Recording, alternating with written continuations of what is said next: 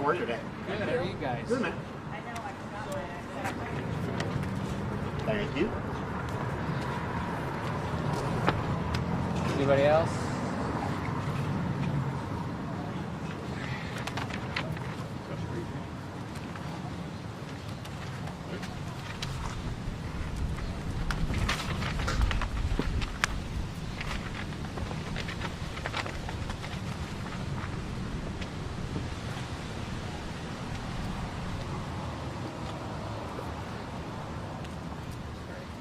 There's no way I'm going to handle that. Tell me when you guys are ready. Do you need spelling? Are we on? Or? Yeah, can you go ahead and say and spell your name? Okay. Todd Thompson, Toddthomson, Leavenworth County Attorney. Thank you. Thank you. Tell me whenever you guys are ready. I'm good. All right. We're here to discuss the incident that happened on May 27th at the Centennial Bridge. I first want to thank you all for coming on out and everything that you guys have been doing throughout the pandemic to keep everybody positive, especially with your news stories that you've been doing. I also want to say I appreciate all the law enforcement and everything that they have been doing. They've definitely been the norm and not the exception, so I appreciate that. The county attorney's office, I want to explain a little bit first. We can't go into the details of the facts. One of the most important things about being a prosecutor is our integrity. Not only integrity to when we review cases and facts, but also our integrity to a case. And in doing that, that means the integrity to the defendant, as well as knowing that he is innocent until proven guilty. And we have to always be mindful of that. And so in that, we don't like to discuss more facts than necessary. I know you've heard a lot of things, but we want to have as fair of a trial if and when the time comes. In that, the Leavenworth County Attorney's Office has filed 9 counts on Jason Randall Westrom. He's a 37-year-old Houston Lake, Platte County, Missouri resident. The charges that we have are attempted first-degree murder, criminal discharge into an occupied vehicle causing great bodily harm, 3 counts of criminal discharge into an occupied vehicle, which is a lesser count, 2 counts of aggravated assault, and 2 counts of aggravated child endangerment. Now I'll go into a little bit of detail. We, on May 27, 2020 in Leavenworth County, Kansas, as you know, up on the Centennial Bridge, which is still part of Leavenworth County, that Jason Westrom, what we are alleging, shot at a vehicle, striking him with what we are known as a AR-15, hitting Aaron Schooler, causing great bodily harm. And the second count, we also charged Mr. Westrom for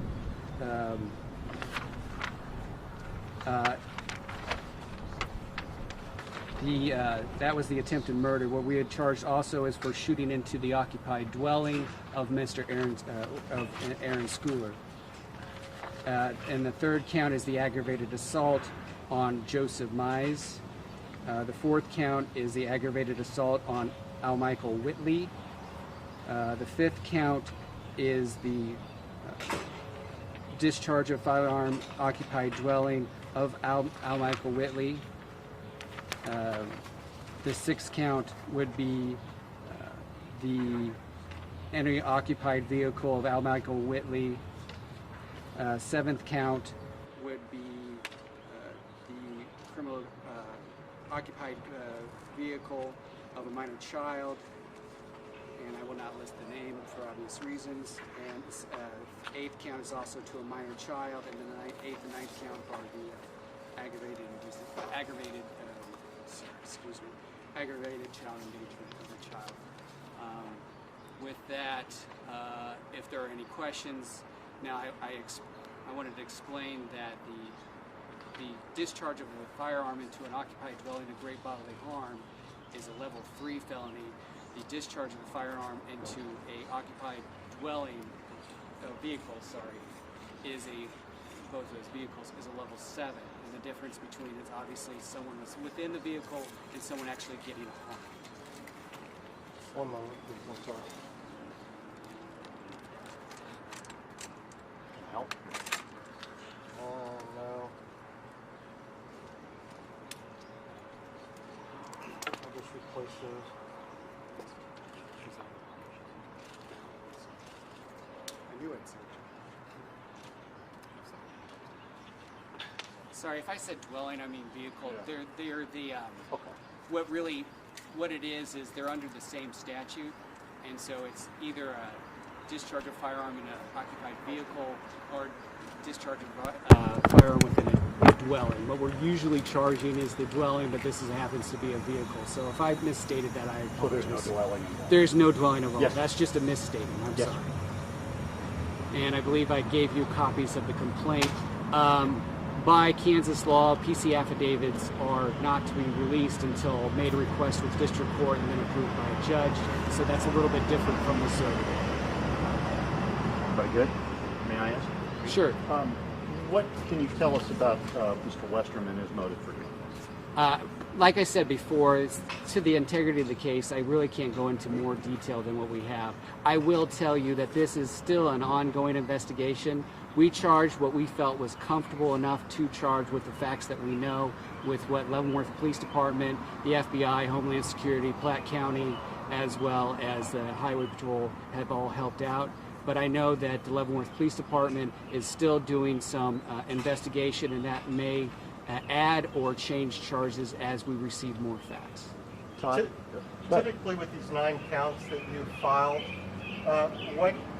what is the potential period of incarceration for what do these crimes carry? It really now. So the top count, the attempted murder is a level 1, and it really depends on the criminal history of the person. It can go anywhere from about 10, 12 years to 50 years.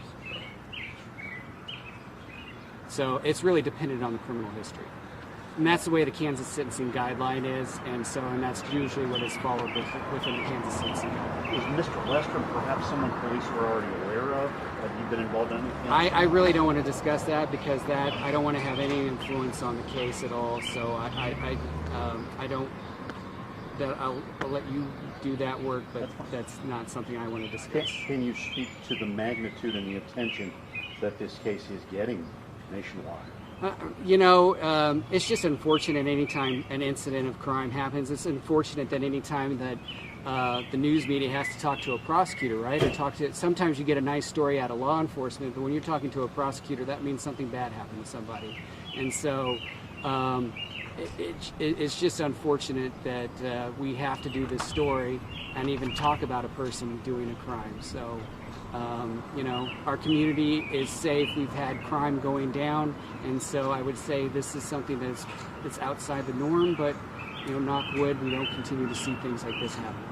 But can you speak to the police and how they handled this? Yeah, like I said, the law enforcement, Pat Kitchens, who's over there, he's done an exemplary job with managing all the different agencies that's been helping Platte and Missouri. The relationship has been great. I can tell you Eric Zahn, who's the prosecutor for Platte County, texted me almost immediately, making sure we had everything we needed, asking if there's anything that we needed to do, and assuring me like we're going to letting Leavenworth County handle the entire case. I can tell you prosecutors from Charles Branson, Douglas County, Steve Howe in Johnson County, and Mark Bennett in Sedgwick County immediately reached out to make sure any assistance that we needed in help in doing this case, they're an ear to lean on or anything like that. So we've been very fortunate with everyone who's stepping up. But I feel like that has always been the norm with law enforcement, and at least the law enforcement in this community. Hope that they continue to work as they do tirelessly. So. I'm sorry, could you tell me what city each of you is from? It's Houston Lake. It is in Platte County, Missouri. Okay. It's on second page. Oh, okay. Oh, yeah, I guess it's all right. That's all right. The level of violence involved in this, Todd, is extremely serious. And I gather from the tenor of this affidavit that some strong measures are being sought against him. You know, a lot of things aren't always taken into consideration. And when we took a lot of time and consideration in what we're doing, and we're still taking time and consideration. And when I say that, I mean like my prosecutors, like Sean Boyd, who's standing behind me, Megan Williams, Joe Loudon, who's actually at a funeral for a dad who died of COVID, Ben Rue, who's just had a baby, Jose Guerra, and Meredith Maza, my staff. I mean, all of us actually came together to really lay over and think about what we're doing with this case, and then we'll continue doing that throughout. And I think that's what prosecutors try to do throughout all the cases of something of this serious nature, but you know, any of our cases. So, and I know law enforcement has stepped up. I know they're actually out busy right now training, and another major incident happened last night. So, you know, it's something that, you know, we just take as it comes. Does the attention that the case is gathering, does it influence perhaps the final outcome or the verdict that you would see? We play, as much as I love you guys as the media, and as much as I respect you guys because you've been out every day, no matter whether there's been a quarantine, we focus solely on what we can do for the case and what is best for our community. That's really what we look at, is what the facts are, what is the best interest of the community and best interest of the victims and the victims' families. So and so no disrespect to you, but the media is not my primary concern. Can you tell us anything, if at all, about the history of the suspect? You know, as much as I know, I can't. I don't want to influence the case at all. He's innocent until proven guilty, and I want to make sure that any of the evidence that we need will come forward at trial. Anything that necessary come forward at any other pending hearing.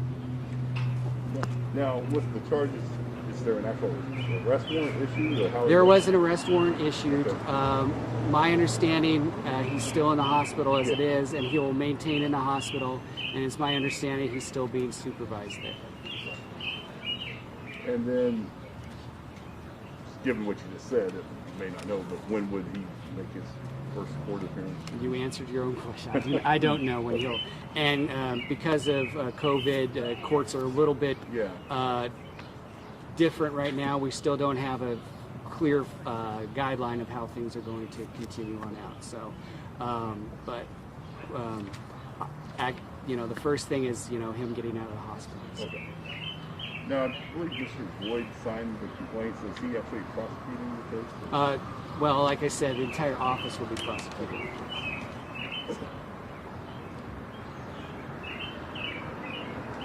Is it becoming more common, Todd, to see cases involving ARs? This is the first that I can recall in Leavenworth. So, if that's to say anything, I don't know about nationally or statewide or within the metro area. I can't answer that. We have seen a little bit more gun violence than in the last 10 or 15 years, but you know, there's ebbs and flows, so I don't want to say what that is.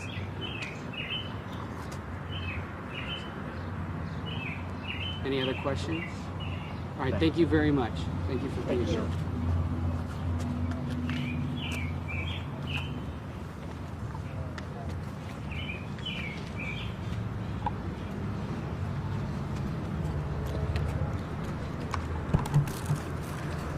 Sorry about that, guys.